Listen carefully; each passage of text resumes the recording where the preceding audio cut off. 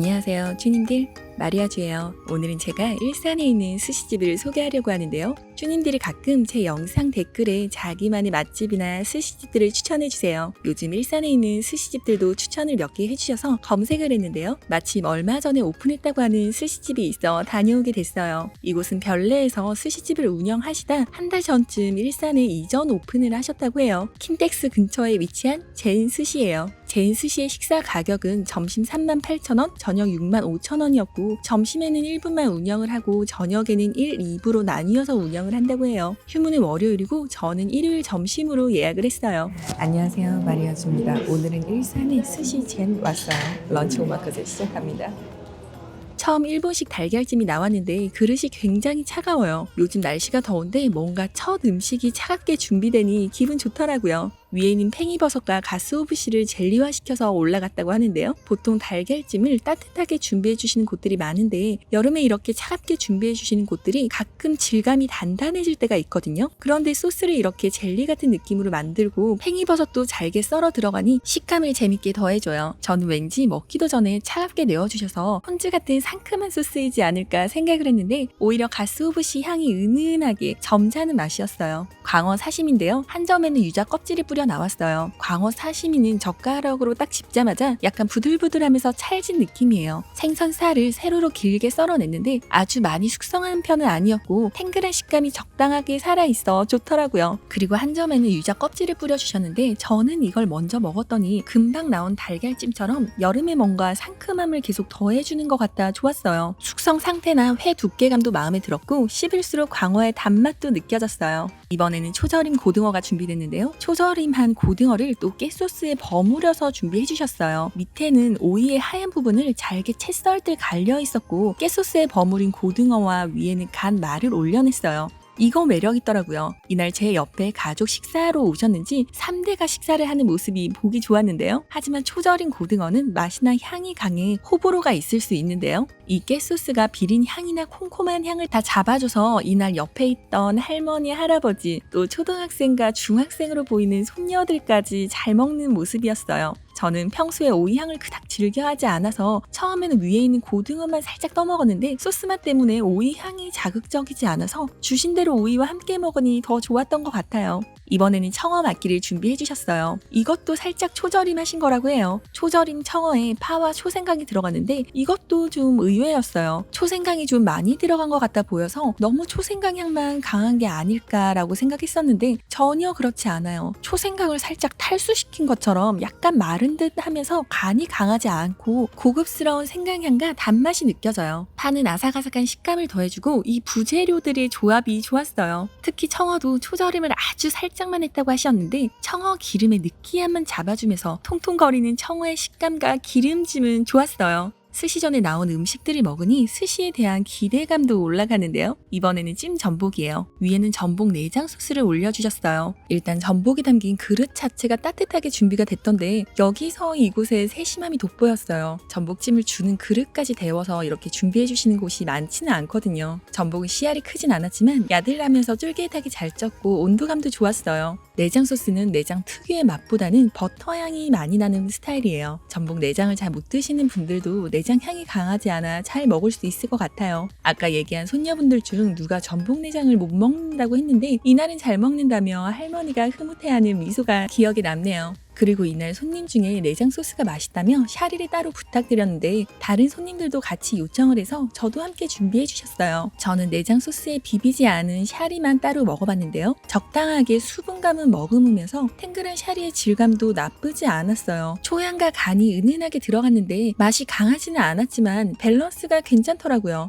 얌전한데 부족함 없는 그런 느낌이었어요. 제가 이날도 역시 와인을 한 병 챙겨갔었는데요. 그런데 주류 리스트를 보다 와인을 주문하게 됐어요. 와인 메뉴를 보시면 맨 위에 있는 와인이 25,000원에 판매를 하고 있더라고요. 보통 스시집에 주류를 지참하면 콜키즈 비용이라고 해서 추가 금액이 있는데요. 적게는 만원, 평균 2, 3만원 정도로 주류 반입 비용이 붙는데 이거는 와인 한 병의 가격이 25,000원이던데 괜찮은지 궁금해서 한번 시켜봤어요. 아르헨티나 와인인데 트라피즈의 멜로디아스라는 와인이었어요. 느낌이었어요. 포도 품종은 쇼비뇽 블랑이고 굉장히 라이트한 느낌이었어요. 하얀 복숭아와 배 같은 하얀 과실향, 그러면서도 시간이 지나니 약간은 바닐라틱한 단맛도 느껴지는 게 꽤 괜찮았어요. 가격이 아주 저렴한 와인들이 가끔 알코올 향이 비친다고 하는 그 쓴맛이 나는 경우가 있는데요. 쓴맛도 거의 없고 당연히 높은 가격의 와인과 비교할 순 없겠지만 가격 대비 충분히 와인을 즐길 수 있는 맛이었어요. 업장마다 다르겠지만 보통 와인의 가격이 5만 원에서 10만 원 정도가 많이 구비되어 있는데 2만 5천 원에 와인을 즐길 수 있다는 점도 이곳의 장점이 될 것 같네요. 이제 스시가 시작됐는데요. 점심 3만 8천 원에 스시전에 나오는 사심이나 작은 요리들이 꽤 몇 가지 나와서 저처럼 술 한잔하며 스시를 즐기기 좋은 정도였어요. 첫 점은 도미인데요. 다시마에 살짝 절여서 준비를 해주셨다고 해요. 이곳은 스시 사이즈가 크지 않은 편이었고 약간 샤프하면서 느씬하게 만들어 주시네요. 도미의 다시마 향이 적당히 배어서 파나 다른 부재료가 없는데도 흙내음이나 잡내 없이 기름기도 적당하게 올라와서 좋았어요. 또 도미의 숙성도도 부드러우면서도 기름기 때문에 정갱이처럼 양갱 같은 식감이 밥과 잘 어울렸어요. 역시나 샤리의 간이 강한 편은 아니었지만 아까 말했듯 얌전한 듯 조연의 역할을 톡톡히 하는 그런 느낌이네요. 두 번째는 줄무늬 정갱이가 준비됐는데요. 이날 줄무늬 정갱이 좋았어요. 굉장히 바닐라틱한 단맛과 보기에 매끈한 질감이 약간 가리비를 가루로 썰어놓은 것처럼 보였는데 굉장히 부드럽게 차르르 녹았어요. 이번에는 단새우가 준비됐어요. 단새우에는 레몬을 살짝 뿌려주셨는데요. 이날 단새우는 탱글함보다는 숙성이 됐는지 녹진한 식감이에요. 단맛은 좋았고 역시나 이 집의 샤리와 만나 뭐 하나 부딪히는 거 없이 무난하네요. 아까 만약에 전복찜에 주신 샤리를 미리 먹어보지 않고 스시로 만든 샤리를 처음 맛봤다면 뭔가 샤리 맛에 이렇게 집중하기 어려웠을 것 같은데요. 오랫동안 지낸 친구의 마음을 읽듯 스시를 만들기 전 오로지 샤리의 맛을 먼저 봤던 게 이 집의 샤리의 장점을 먼저 읽지 않았나 싶어요. 온순하면서도 모나지 않은? 여튼 마지막까지 재료와 어긋나지 않고 셰프님이 계속 스시 하나 내어주시고 샤리를 다시 가져와서 그런지 온도감도 유지돼서 전반적인 맛의 밸런스가 좋았어요. 이번에는 아까미 집게예요. 간장에 절인 참치 속살을 말하는데요. 아주 새빨간 참치의 색깔이 너무 예쁘더라고요. 적당히 간장 향도 배이면서 참치의 산미가 살아나요. 그리고 신기하게 이 집의 샤리가 간장에 절인 참치와 만나 뭔가 구수한 맛이 돌더라고요. 그리고 이곳은 스시에 들어간 와사비 향이 좀 부드러운 편이었어요. 알싸한 맛이 약하고 자극적이지 않아요. 셰프님께 여쭤보니 일본의 생와사비와 일본에서 나온 가루 와사비를 적당한 비율로 섞어 쓰신다고 해요. 제 영상에도 와사비를 못 드시는 분들이 스시집에 가서 와사비를 빼달라고 해도 되는지 여쭤보시는 분들도 있던데 그래서인지 아까 얘기한 어린 손녀분들도 부담 없이 먹을 수 있는 그런 부드러운 맛이었어요. 이쯤 셰프님이 제가 왼손으로 먹는지 여쭤보시고 스시를 왼쪽으로 놔주셨는데요.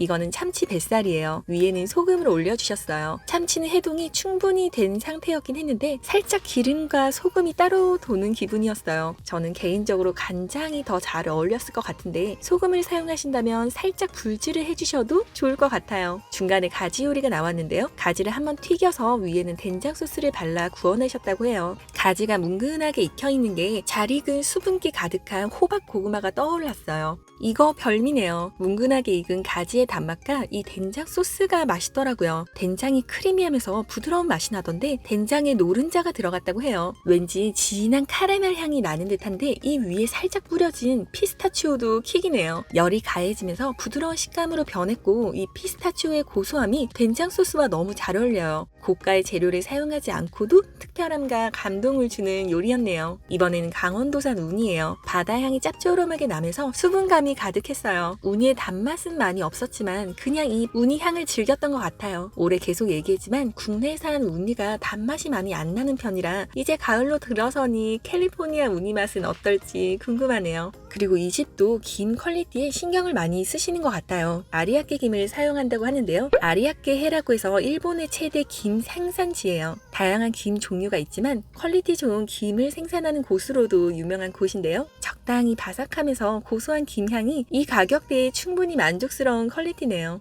중간에 맑은 된장국인 미소시루가 준비됐어요. 이 집의 된장국은 갑각류 향과 함께 생선뼈를 같이 우려내신 건지 고소한 기름기가 느껴졌어요. 갑각류만 사용하면 좀 맑고 시원한 느낌이 드는데 이곳은 갑각류 향이 나면서 진하고 깊은 무게감이 느껴져요. 위에는 참나무를 뿌리셨는지 향긋함과 알싸함까지 더해주네요. 이번에는 광어 지느러미가 살짝 익혀서 나왔어요. 위에는 유즈코쇼를 올려냈는데요. 광어 지느러미에 불질해서 기름이 많이 올라온 상태인데 그 기름짐에 비해 간이 좀 약했던 것 같아요. 유즈코쇼에 간이 좀 되어있는 편이라 따로 간장이나 소금 없이 유즈코쇼만 올리셨던데 저는 오히려 유즈코쇼를 좀 더 과감하게 올리셔도 좋을 것 같아요. 아님 소금이나 간장으로 간을 조금 더 해주셔도 좋을 것 같네요. 마지막을 알리는 순서죠. 아나고예요. 위에는 타레 소스라고 해서 간장이 아닌 달짝지근한 소스가 올라갔는데 이 집은 이 소스가 굉장히 묽은 편이었어요. 아나고는 폭신하게 잘 구워냈고 장어 자체의 간이 강하지 않아 깨끗한 맛이에요. 수분감도 적당하게 있으면서 폭신폭신한 식감이 뭔가 마음을 포근하게 해주는 그런 기분이네요. 후토마키를 준비하고 계신데요. 이곳의 후토마키가 좀 독특했어요. 보통은 참치나 생선살, 오이나 채소 등을 많이 넣어 신맛이나 상큼함을 강조하는 곳이 많은데요. 이곳은 튀김과 달걀을 많이 넣어 고소함을 살렸더라고요. 제가 앵콜 스시가 가능하냐고 여쭤보니 푸짐한 꼬다리 부위를 챙겨주셨는데요. 여기 보면 새우튀김 2마리와 아보카도를 튀겨 넣어주셨고 달걀의 사이즈도 꽤 커요. 달걀 자체도 끝부분을 사용해서 더 구수함이 더해진 것 같아요. 저에게는 이곳의 식사량이 많지는 않은 편이었는데요. 점심에는 가격이 합리적이어서 앵콜도 좀 어렵다고 하셨어요. 그래서 그런지 저는 이 마지막 후토마키가 더 든든하고 맛있는 느낌이었어요. 마지막에 튀김에 기름기가 들어가서 그런지 푸짐함을 살렸다고 할까요? 여튼 고소한 후토마키 맛있게 먹었고요. 금방 후토마키에 들어간 달걀로 만든 교구가 나오고 이날 점심시간에 술을 주문한 분이 거의 없던데 제가 와인을 마시고 있으니 안주하라며 제빵어도 한 점 썰어주셨어요. 아무래도 업장에서 술을 마시는 손님이 있으면 서비스로 한두 점 더 챙겨주시더라고요. 기름기 가득한 제빵어도 맛있게 잘 먹었고요. 마지막 식사로는 냉우동이 준비됐어요. 냉우동은 면발이